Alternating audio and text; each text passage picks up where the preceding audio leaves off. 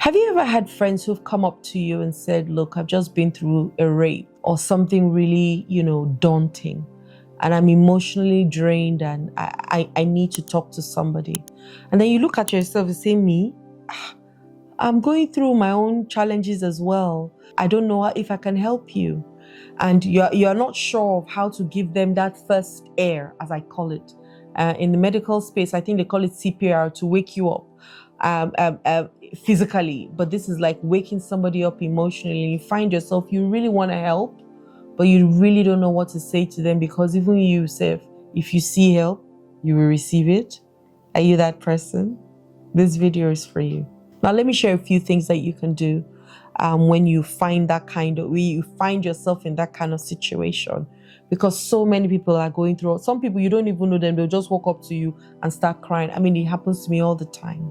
Maybe when I'm done speaking at an engagement and I'm walking out, somebody comes to meet me, can I hug you? And I say, for sure, hug me. And the moment they're in my energetic field, I can hug them and I can feel them immediately. I know something is going on, right? And then immediately, maybe I say a few words, or I don't say anything at all, and they just start to cry. And I say, it's okay, cry. I'm here holding space for you. And I don't even need to know them, but I just need to know that this person is human like myself, and this person is also going through situations that might be overwhelming. And let me just hold space for you. So that's one of the things that we can first do. Don't say anything, just hold space. And if you can hug, hug. If you can hold their hands, hold their hands. If you can look into their eyes, look into their eyes. Just stay and just be present for them. I remember when my sister died, one of the sentences that I hated to hear was, it is well. I hated that sentence so much. My response was, if it was, you will not be calling me right now. If all was well, we will not be having this conversation. I detested that. I would rather you call me and say, hi, Diola, and just be breathing on the phone. I preferred that to it is well, even if I now know that, it is well is very hopeful, and it's a sentence that you can hold on to, even in a downtime, let me call it that. But I didn't want to hear that sentence when I lost my sister. And I felt so bad. She died a day after my birthday. I was, first of all, happy that she didn't die on my birthday, because every day for the rest of my life, I would remember her and maybe shed a tear. At least she gave me a grace of one day before she passed. But I wasn't there when it happened. And so I felt bad for a bit. In fact, I think I also felt a little bit guilty because I wasn't there. But I'm grateful now. I feel different now than I did before. Now, one of the things that you could have done for me then was just hold me, or just sit down, and let's talk about her and some of the things that she did that you remember. I mean, so many people had so many interesting stories to share about my sister, because she was such an interesting woman. In fact, sometimes we used to run away from her, that please walk in front. My sister could preach anywhere to anybody in whatever state that she was in. It was so annoying. But her heart was so for God, it was unbelievable. It was a non-negotiable for my sister, right? So I hated the fact that she died, and I blamed God a lot, and I felt like God disappointed her. But I have a different knowledge now, so I'm not in that space anymore, right?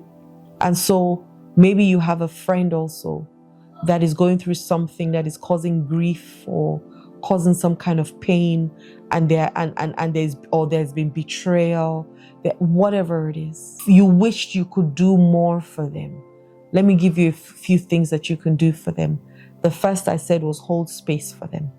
If it's a holding of a hand or a hugging of the people, and just being present, that's a good way to start. I put down a few other things. So practice active listening and creating a safe space for this person. Just listen to them as they're talking. Just nod your head and smile. Nod your head and smile. And almost mirror them to some extent. So if they're saying, and so that's how she went to the market and she bought some clothes, Your mirroring will mean, or would be like this. She bought some clothes, and then they continue the conversation. Yes, she bought some clothes, and when she bought the clothes, she put them in the basket and she put them in the room. She put them in the room. That's mirroring and showing an interest in what they're saying, and creating that safe space. Holding their hand will make them know that you're there for them. Looking at them from time to time would also make them know that you're there for them. And you want to respond with compassion. Don't say, what's wrong with you? Is it not enough crying? Have you not cried? Or don't say things like, oh, now you are now the mother, or you are now the father, be strong. All those crappy things that we say to people, please, let's do better. Don't say those things. I'm telling you what to say now. Be there. Sometimes be quiet, silent, and stop asking the question, so what happened? So how did it happen? Because you're making them relive it over and over and over again. But you can listen to them and just create that safe space for them to know that anything they say, they feel safe, okay? You want to listen to understand, not to respond. Active listening shows care and it encourages the person to open up. So once again, you're looking at them, you're nodding. If I'm looking at you and I'm nodding, it's as though, keep going, I'm listening. But if I'm like this, after a while, the person doesn't want to say anything anymore. If you are even crying more than the bereaved, it's who will now be consoling who.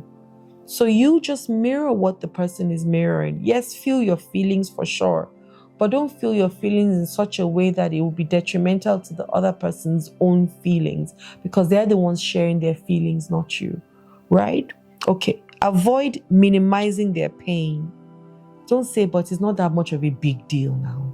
Are you a baby? That's really actually minimizing it. Oh, but it's only small that poured. At least she was sick. No, that's minimizing their pain. There's a loss, right? Regardless of what the loss is. It could be, I lost my pen, but that pen means so much to me. Maybe my dead dad gave it to me. So it means a lot to me, right? So don't minimize people. Allow them acknowledge it and come to terms with it. Recognize it, validate it, and don't say, I know how you feel, because you actually don't. So validate their feelings. If I were in your shoes, I most likely will be feeling the way you're feeling right now. If I were you, I most likely will be feeling the way I'm feeling right now, the way you're feeling right now. But I'm here for you. I'm here for you, right? Validate it. Everyone handles their grief or their loss or their trauma differently, and you've got to respect that. The fact that you got over the same thing that happened to them 2 years ago in one day doesn't mean that they're going to get over theirs in one day. It might take them 1 year, and you must respect that, okay? So don't say, me, when it was my turn, I just got up. It's not your turn, and it's not about you. You're listening to someone else and validating their feelings, right? You want to encourage recognize your own limits and own up to the things that you're not able to provide, right? You want to cultivate the habit of self-care. Give from an overflow and not from your cup. So when you don't know something and they ask you, can you help me? Say, I don't know it, but I can help you speak to someone else to help get the information that you need. Or we can speak to someone else who can help us. Let's go and speak to a therapist, because this one passed my power. If the person is talking about suicide, you can reach out to the authorities immediately to report the case so that the person is looked after, because maybe now there's a mental case in between. If the person is telling you that they're going to hurt other people, you can step into it, but you might not also have the power to do everything. Maybe you need to call the police to know, or call the person to know that this person is going through something. There's so many things that you might be able to do, and there's some things that you don't have the power to do. Don't take it on as though, oh, I've got it. No. First, be protected, and then you're able to give from that protection, right? And then let people know when it's more than what you can handle. So yes, give them support. The people that come and give CPR are not the people that might operate on them in the hospital. That was just to wake them up, to be able to have pulses or blood flowing through their body, to be able to take them to the hospital for the specialists to do their work and surgeries if necessary. In this case, all you're also doing is CPR, giving them enough air to be able to carry them to the specialist, not become the specialist. Don't advise people from your pain, because that's what a lot of people would do. You give them advice based on the pain that you are either going through or have been through, and it's not the best advice for them. So always refer them to a professional, and a professional is not a pastor. A professional is a trained therapist, a trained counselor, a trained professional that will help them with their mental state, because you don't have the capacity. All you are doing is giving them the first air to breathe, okay? Encourage them to seek help, because once again, the only thing you are is the immediate support for them to be able to gasp air to carry them to the specialist. Please do that for them. Don't say, those therapists, they don't know what they're doing. They do. We do know what we're doing.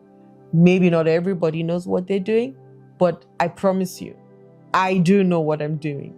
So come to me and let's help anybody that you find in that state. After you're giving them the first air that they breathe, bring them to me so that we can now give them whatever they need, the treatment they need to be able to function better. There's some things, once again, that you can do. There's some things, once again, you can't do. Accept the ones that you can and refer them to the people that can do the parts that you can't. Okay? Okay? Got it? All right. Hi there, my name is Adiola Kingsley James. I hope that the videos that I've been creating are really helping you. Don't forget, subscribe, like, and turn on your notification bells. I look forward to hearing from you. If you have questions, send them to me. If you have challenges, send them to me. The reason why I exist is to help you, right? To live a better life. So don't be shy.